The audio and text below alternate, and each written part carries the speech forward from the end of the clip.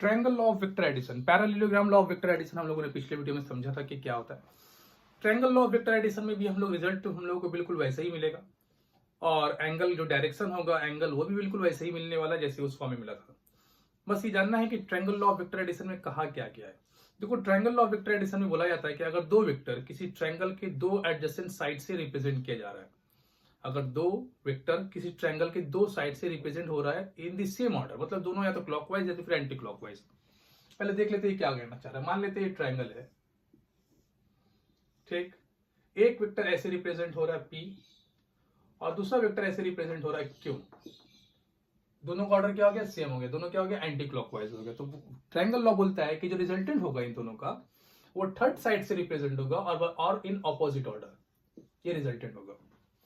तो ये simple triangle law है। आप लोगों को बुक में इसका डेफिनेशन लॉ वगैरह मिल जाएगा, उसे देख लेना। अगर किसी ट्रायंगल के दो साइड से दो वेक्टर रिप्रेजेंट हो रहा है सेम ऑर्डर में, तो इन दोनों का जो रिजल्ट होगा वो थर्ड साइड रिप्रेजेंट करेगा इन ऑपोजिट ऑर्डर। अब आते हैं ट्रायंगल लॉ के डेरिवेशन वगैरह में चलते हैं। तो ट्रायंगल को थोड़ा अच्छे से बना लेते हैं हम लोग। देखो, मान लेते हैं हम लोग ये एक वेक्टर रिप्रेजेंट हो रहा है, वेक्टर P, और दूसरा वेक्टर ये है वेक्टर Q। इन दोनों का, ये दोनों सेम ऑर्डर में, तो इन दोनों का रिजल्टेंट जो होगा वो ये साइड रिप्रेजेंट करेगा इन ऑपोजिट ऑर्डर, ठीक है। तो R को हम लोग लिख सकते हैं vector R equals to vector P plus vector Q, जैसा कि हम लोगों ने पैरेललोग्राम वाले में केस में किया था, बिल्कुल वैसे ही केस यहाँ पर भी। अब बात करेंगे कि इसका मैग्नीट्यूड हम लोग कैसे निकालेंगे। तो सबसे पहले जानना ये है कि इन दोनों के बीच में एंगल जो होगा P और Q के बीच में, वो एंगल कौन सा होगा? तो जवाब है वो एंगल होगा ये वाला। और अगर किसी बच्चे को कंफ्यूजन है तो फिर मैं इसके लिए एंगल वाला वीडियो बना दूंगा, उसको चेक कर लेना कि क्यों ये एंगल ले रहे हैं हम लोग, ये वाला क्यों नहीं ले रहे, बाद में बात करेंगे। और ये भी क्यों नहीं ले रहे हैं। फिलहाल ये समझो कि ये एंगल थीटा लेंगे। अब यहां से परपेंडिकुलर ड्रॉ कर लेंगे, जैसा कि पिछले केस में हम लोगों ने किया था। इसका नाम रख लेते हैं A, B, C और D। सेम केस ये हो जाएगा Q cos थीटा और ये बनेगा Q sin थीटा, क्योंकि इसका मैग्नीट्यूड क्या है? Q है। अब अगर हम लोग पाइथागोरस थ्योरम यूज करते हैं तो हम लोग जानते हैं कि AC स्क्वायर होता है AD square plus CD square. तो AC का वैल्यू क्या है? R स्क्वायर, और AD क्या है? ये है AB प्लस BD। तो AB तो P है और BD क्या है? Q cos theta. CD क्या है? Q sin थीटा, ठीक है। तो P square plus Q square cos square plus 2PQ cos plus Q square sin स्क्वायर। इन दोनों से हम लोगों को Q स्क्वायर मिलने वाला है, तो P square plus Q square plus 2PQ cos theta. ये क्या है? किसका वैल्यू मिला हम लोग को? R square. Therefore R equal to क्या हो जाएगा? Root over P square plus Q square plus 2PQ। I hope same result आया जो हम लोगों ने पैरेललोग्राम में देखा था, वही रिजल्ट यहाँ पर भी है। बात करें अगर रिजल्टेंट जो R है वो कहाँ पे चल रहा है, उसका डायरेक्शन क्या है, तो उसके डायरेक्शन को समझने के लिए हम लोग के पास एक कंसेप्ट है कि हम लोग प्रेजेंट जो पहले से वेक्टर मौजूद है उसी के साथ कुछ एंगल ले लेते हैं। तो मान लेते हैं यहाँ पे P के साथ रिजल्टेंट एंगल अल्फा बना रहा है, तो tan अल्फा का वैल्यू क्या हो जाएगा? तो tan अल्फा हम लोग लिखेंगे परपेंडिकुलर मतलब CD बाय बेस मतलब AD। तो CD का जो वैल्यू है वो तो Q sin थीटा, और AD जो पूरा है वो यहां से तक BAB प्लस BD है, तो मतलब P plus Q cos theta. और अल्फा निकालना रहा तो यहां से हम लोग tan इनवर्स कर लेंगे, tan inverse Q sin theta by P plus Q cos theta, ठीक। तो ये triangle law of vector addition था, मेरे ख्याल से बात समझ में आ गई होगी। आगे बात करते हैं हम लोग। चलो इसी में हम लोग एंगल के बारे में बात कर लेते हैं कि दो वेक्टर के बीच में हम लोग एंगल कब कैलकुलेट करते हैं। तो देखो, दो वेक्टर के बीच में एंगल हम लोग हमेशा, पहले इसको नोट कर लेना तुम लोग, ठीक है। मैं मिटा रहा हूं।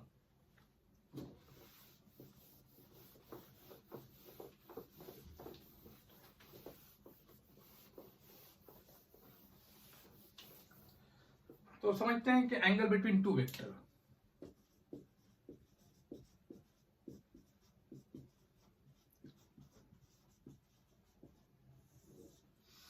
देखो दो वेक्टर के बीच में एंगल हम लोग तभी लेंगे जब दोनों वेक्टर किसी पॉइंट पर कन्वर्ज हो रहा है या फिर डाइवर्ज हो रहा है। मान लेते हैं ये वेक्टर P है, ऐसे चल रहा है, और ये वेक्टर Q है, वो ऐसे चल रहा है, ठीक है। इस पॉइंट पे दोनों ने अप्लाई किया तो ये डायरेक्ट पार करके नहीं, ये डायरेक्शन दिखा रहा है कि पॉइंट ओ पे वेक्टर पी कैसे लग रहा है, वेक्टर क्यू कैसे लग रहा है। अब यहाँ पे अगर तुम गौर करोगे तो पी और क्यू के बीच में एक एंगल एक्यूट एंगल बन रहा है और एक ऑब्ट्यूस एंगल बन रहा है। ऑब्वियसली तो दोनों बराबर भी हो सकता है, कोई दिक्कत नहीं है। अब यहाँ पर ये देखना है कि ये दो पॉइंट ओ पर ये दोनों वेक्टर जो है कन्वर्ज हो रहा है और इसी पॉइंट ओ से दोनों वेक्टर डाइवर्ज हो रहा है। तो ये एक एंगल हम लोग लिख लेते हैं, मान लो या तो ये लिखो θ1 नाम, तो ये भी θ1 होगा, vertically opposite angle.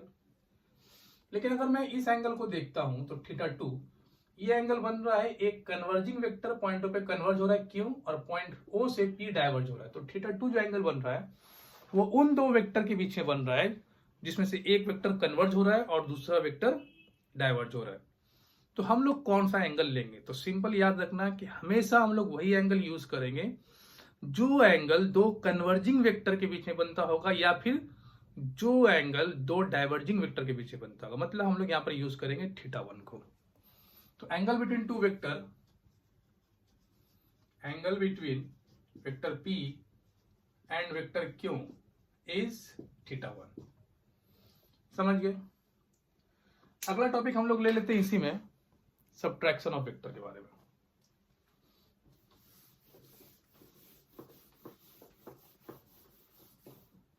Subtraction of two vector.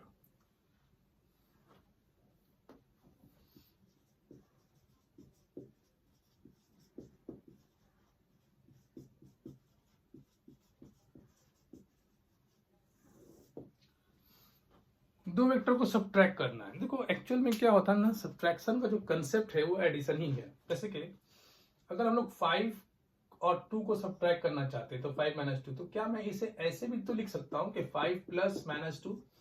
मतलब सबट्रैक्शन का मतलब होता है addition of a number with a negative number. अगर एक नंबर को एक नेगेटिव नंबर के साथ ऐड कर दिया जाए तो उसी को हम लोग सबट्रैक्शन का नाम दे देते हैं, वही सबट्रैक्शन हो गया।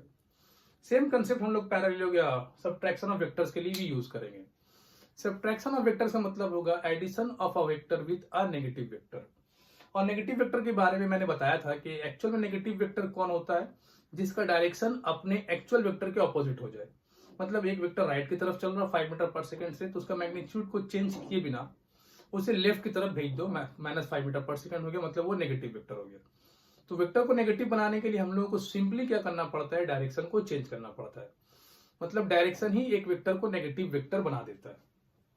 तो यहां पर हम लोग बात कर लेते हैं कि अगर हम लोगों को चाहिए एक वेक्टर ए है और एक वेक्टर बी है और आर जो है इन दोनों का रिजल्टेंट है, तो बेसिकली वेक्टर आर जो होता है वो vector A plus vector B होता है, ये एडिशन ऑफ वेक्टर हो गया। लेकिन हम लोगों को चाहिए we want to find the vector R which is vector A plus minus vector B.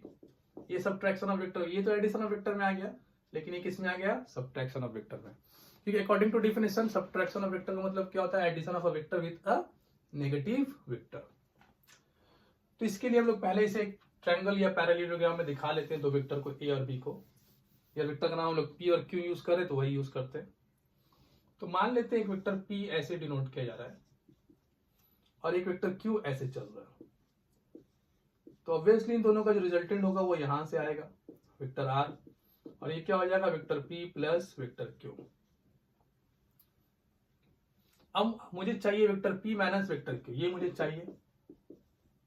तो ये माइनस क्यू वेक्टर तो मुझे बनाना पड़ेगा। तो माइनस क्यू वेक्टर हम लोग कैसे बनाएंगे, पीछे की तरफ ड्रॉ कर देंगे, डायरेक्शन रिवर्स कर देंगे। क्यू का मैग्नीट्यूड जो था वही माइनस क्यू का ही मैग्नीट्यूड है, लेकिन डायरेक्शन रिवर्स हो गया इसलिए वो माइनस क्यू हो गया।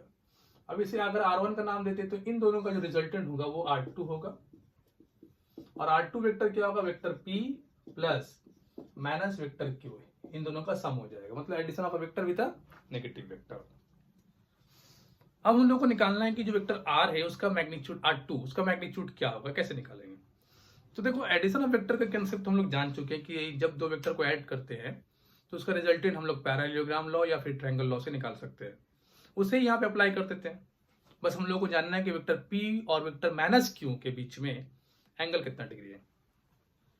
तो अगर हम लोग वेक्टर P और वेक्टर Q के बीच में एंगल को थीटा लेते हैं तो ऑब्वियसली वेक्टर P और माइनस Q के बीच में एंगल 180 माइनस थीटा हो जाएगा, क्योंकि स्ट्रेट लाइन में 180 डिग्री का एंगल होता है। तो R2 को हम लोग अगर निकालते हैं R2, तो P² plus Q² plus 2PQ, और एंगल कितना लेंगे, cos 180 माइनस थीटा। तो ये P square plus Q square cos 180 minus theta light angle के कंसेप्ट के हिसाब से हम लोग लिखेंगे minus 2pq। cos 180 minus theta जो होता है वो माइनस cos थीटा हो जाता है, तो ये हो जाएगा माइनस 2pq cos थीटा। ये हम लोग को मिलेगा R2 दो वेक्टर का सब्ट्रैक्शन का मैग्नीट्यूड। आई होप कि बात समझ में आई। सिमिलरली हम लोग एंगल अल्फा भी निकाल सकते हैं कि मान लेते हैं कि ये जो है एंगल अल्फा बना रहे हैं यहाँ पे, तो same concept tan alpha equal to क्या लिखा था ना हम लोगों ने, क्यू साइन थीटा। अगर वो p के साथ एंगल बना रहा है तो हम लोगों ने ऊपर यूज किया था Q sine theta, Q sine, और वो 180 माइनस थीटा था, क्योंकि यहाँ पे क्या है थीटा जो है p और माइनस क्यू के बीच में 180 माइनस थीटा, तो वही एंगल यूज करेंगे by p plus Q cos 180 minus theta. ध्यान देना कि अगर हम लोग p और q यूज करेंगे तो थीटा लेना है हम लोग को, लेकिन यहाँ पे मैं R2 का डायरेक्शन पता कर रहा हूँ, तो उसके लिए जो एंगल बन रहा P और माइनस Q के बीच में वो तो 180 माइनस थीटा, तो मुझे वही यूज करना पड़ेगा। अब देखो यहाँ पे tan अल्फा जो है Q साइन थीटा बनेगा, क्योंकि तुम लोगों को मैथमेटिक्स में पढ़ने मिलेगा कि बच्चों का मैथ है कि अलाइड एंगल का कंसेप्ट होता है कि साइन 180 माइनस थीटा जो होता है वो साइन थीटा होता है। P प्लस Q, अब ये cos 180 माइनस थीटा, जैसे कि मैंने यहाँ बताया कि cos 180 माइनस थीटा माइनस होता है माइनस थीटा, तो ये भी क्या हो जाएगा माइनस Q cos थीटा। यहाँ पे कुछ टर्म है मैथमेटिक्स जो आप लोगों को भी याद रखना है, ऐसा ऐसा करते करते प्रैक्टिस करते करते दिमाग में बैठ जाएगा। ठीक है, तो ये सारे पॉइंट कॉपी कर लो। अगले वीडियो में हम लोग मिलेंगे मल्टीप्लिकेशन ऑफ वेक्टर के साथ, उसके ऊपर बात करेंगे। ठीक है।